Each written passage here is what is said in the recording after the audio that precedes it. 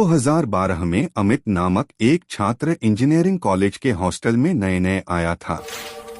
उसे गांधी भवन में room number 138 allot हुआ। लेकिन जैसे ही उसने हॉस्टल की जिंदगी शुरू की, उससे अजीब घटनाएं घटने लगीं। हर रात उसे अपने कमरे में किसी के रोने की डरावनी आवाजें सुनाई देती थीं। कभी उसे महसूस होता कोई खिड़की के पास खड़ा उसे घूर रहा है, लेकिन रूममेट को कुछ नहीं सुनाई देता था। एक रात जब हॉस्टल खाली था और उसका रूममेट भी घर चला गया, बाहर तेज बारिश हो रही थी। ठीक रात के 12 बजे उसके कमरे के दरवाजे पर जोर से दस्तक हुई। उसने दरवाजा खोला लेकिन बाहर कोई नहीं था। वापस मुड़ने पर देखा तो कमरे का सारा सामान फैला हुआ था। अचानक बिजली चली गई और बाहर फिर से जोरदार दस्तक हुई। इस बार भी बाहर कोई नहीं मिला।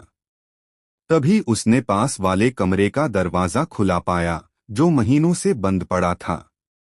जाने क्यों वह कमरे के अंदर चला गया। जैसे ही अमित ने कमरे में कदम रखा, दरवाजा पीछे से बंद हो गया। उसे फिर से वही दर्दनाक रोने की आवाज सुनाई देने लगी। तभी अलमारी जोर जोर से हिलने लगी, मानो कोई बाहर निकलने की कोशिश कर रहा हो। अचानक बिजली चमकी और अमित ने कमरे के पंखे से लटकी किसी की लाश देख ली। वह बुरी तरह डरकर भागा और नीचे गार्ड के पास चला गया। जब गार्ड उसके साथ आया तो देखा उस कमरे पर ताला था। गार्ड ने बताया कि यहाँ 15 साल पहले एक लड़का था, जिसे एक प्रोफेसर की बेटी से प्यार था। प्रोफेसर को यह रिश्ता मंजूर नहीं था और उसने उसी कमरे में उस लड़के को मार दिया था।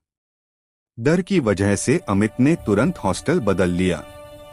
उसके बाद भी जब कभी उस हॉस्टल के सामने से गुजरता, रूह कांप जाती थी।